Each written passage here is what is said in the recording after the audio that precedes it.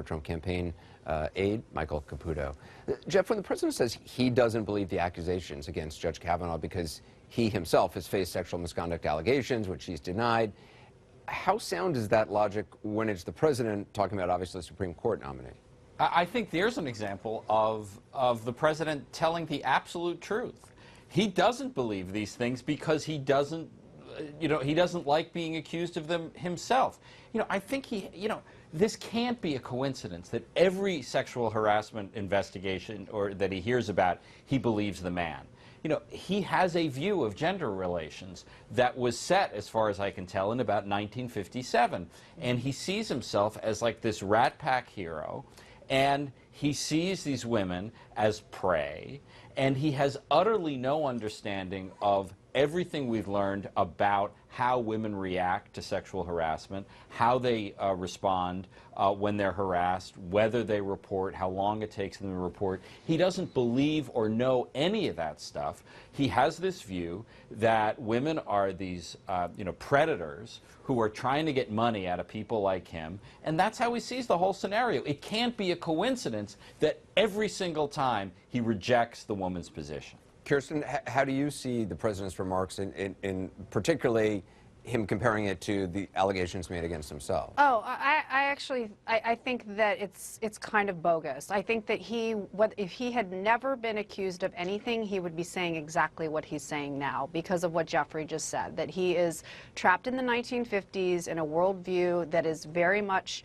a male privilege view, that men can kind of do what they want, and the women who complain about it are, liars and exaggerators and making things up and are somehow ungrateful to people like Roger Ailes who helped them.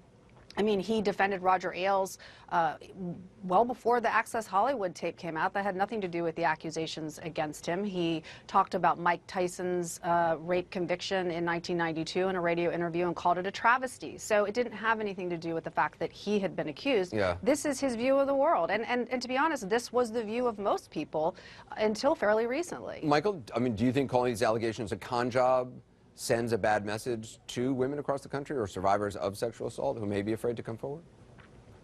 Well, now that we've painted this boys' school in Maryland like, the Roman Empire in 40 AD and Brett Kavanaugh is Caligula, yeah, I think we may have jumped the shark here a little bit. I mean, some of the things that have come out. The one thing I thought was very interesting in Ms. Lee's comment is he said when something like this happens to you, you remember every single detail. But none of these accusers of Brett Kavanaugh seem to remember anything. And they have no corroborating witnesses and tons of witnesses who are saying it didn't happen. We've jumped the shark here, Anderson, and it's time to get to a vote. That is exactly wrong. Yeah.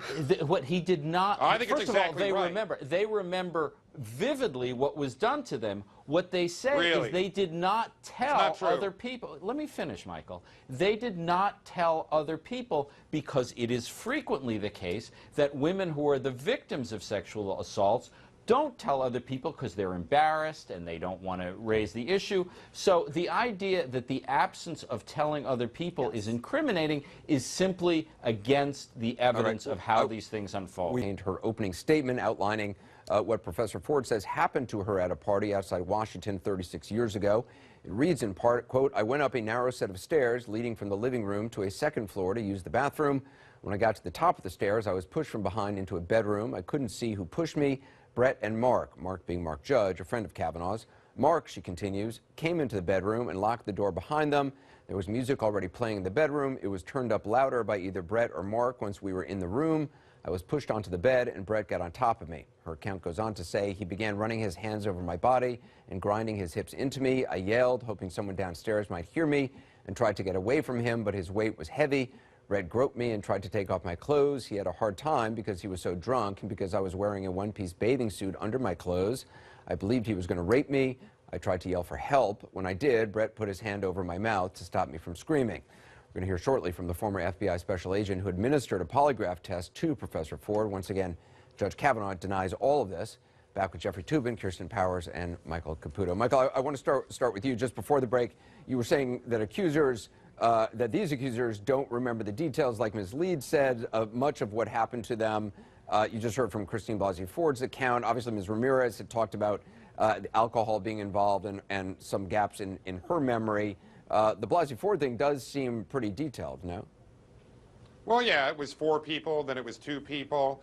And, you know, I understand that something probably happened to Dr. Ford. I just don't think Brett Kavanaugh was involved. But I was interested to see Jeffrey's interview yesterday about you know, Michael Avenatti and his new client, Julie Swetnick, who apparently, as a sophomore in college, was hanging out with sophomore high school boys who were drugging young girls and standing in line outside of bedrooms at 10 different parties. And for some reason, Ms. Swetnick can't really remember whether she was gang raped at the first one or the 10th one. And my question to her is, why the heck would you go back to parties where young girls are in a bedroom getting gang raped by teenagers when you're an adult? Yeah, and why do these women wear these short skirts? Aren't they just asking for it? Come on, Michael. Yeah, 10 grow rape up. parties, 10 rape parties, Jeffrey. Yesterday, Avenatti was a joke, and today he's got somebody serious. Why does he always end up with these clients? I have no idea. Because he's famous and people seek him out. I mean, I don't think that's any mystery. Kirsten? Yeah.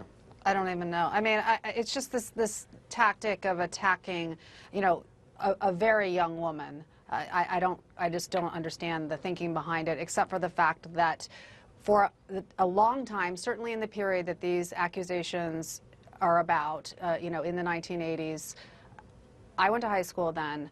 This was a time when women just simply were not believed, and everybody sounded like Donald Trump and Michael Caputo. So if you're going to ask why women didn't come forward, Michael, that's your answer. Just listen to yourself. This is how women got treated. This is how they got talked about, and so it wasn't. When you there's never, no you witnesses, didn't stop this is interrupting what me. happens. Stop interrupting. I'll tell you what, as a father Stop of interrupting daughters, me. you're gonna call me out like that? Let me tell you this. I listened to call you. me You're out like ranting that? and raving for two segments. Now you can listen to me. You don't call me out like that on national television. I know what it was like to be a woman during that time period, and you don't. So, well, I'll tell you what. As somebody who grew up in that time, this is exactly like. Would you give me a chance? This is exactly like what people like Michael always did when black people said that there was police brutality. Let her finish and then they Michael, said you'll respond. they said that Enough. black people that black people were making it up until there were videos of it, listen, and then you can't deny anymore that it was made up. Unfortunately, they weren't on cell phones in the 1980s. This is inappropriate, all right? Here's the downside of this, all right? From now on, every mother of sons, every grandmother of grandsons has to fear for the future of their boys because of people like you who sit here and take uncorroborated testimony, uncorroborated allegations against a decent man and ruin him because it gets you ratings. Enough of that. That's bonkers. That's literally insane. I hope young men who sexually assault young women get their lives ruined. I mean, I'm not worried about that. Yeah, I mean, and really, none of this has been honestly, proven, like, and all you're making are uncorroborated allegations for ratings. Can I it's say enough. another thing? I'll tell you what. I want to know. I want to tell you something. Really? I hope all 16 Republicans watching tonight and all the independents get a chance to see the hearing tomorrow, and the 250 whacked out crazy people are going to stand up and scream in the middle of it. And remember to vote in the midterm elections, because if the House goes blue, this is our life every single day in America, and it's unacceptable. You people have jumped the shark. So here's the thing. This is an argument also that's being made that this is just like, now this is a new one, the ratings thing. But the idea that people are going around, you know, that this is what Democrats do, this is what the media does. It's exactly what you're doing. Except they didn't do it with Gorsuch, who went to Georgetown Prep. They didn't do it with John. Stop interrupting me. Seriously. Why? Just it's be your turn to quiet for a interrupt me. second. No, I mean, let me finish. They didn't do it with John Roberts. They didn't do it with Justice Alito. So explain to me that. Like, if you're going to claim that this is just what everybody does, it's not what everybody does. It's not even what people do to somebody who went to the same high school as him. I can answer that question if you want to challenge me, and I can answer that question. You people think you're challenging Donald Trump when you do this, and that's not what's happening here.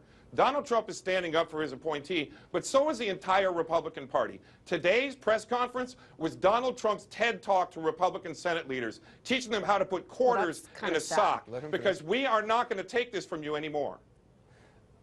I think that's totally right. I think Donald Trump is right where the Republican Party is on this. and you know, good luck to them. And I think the country is a lot more sexist and racist than some of us acknowledge. But Michael, you could not be more right that he was talking to the Republican Party, and the Republican Party agrees with him overwhelmingly when he talks about women that way.